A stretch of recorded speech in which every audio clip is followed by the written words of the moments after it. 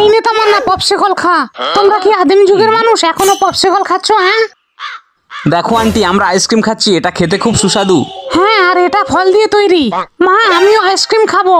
দাঁড়াও, আমরা তোমাদের জন্য আইসক্রিম নিয়ে এসেছি, এই নাও। খেয়ে দেখো, এই নাও। আরে বাহ, এটা আমাদের জন্য, থ্যাংক ইউ সো মাচ।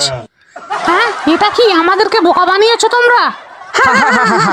তোমরা ওই বরফ খাওয়ার যোগ্য, তোমাদের কি আইসক্রিম খাওয়ার ক্ষমতা আছে নাকি? হ্যাঁ, তোমরা এখান থেকে বার হয়ে যাও। দাদা, এরা আমাদেরকে অপমান করছে। ওদের কথায় কান দিস না, দাঁড়া, তোকে আজকের ফলের আইসক্রিম বানিয়ে দেবো, ওরা দেখবে আর লুচির মতো ফুলবে।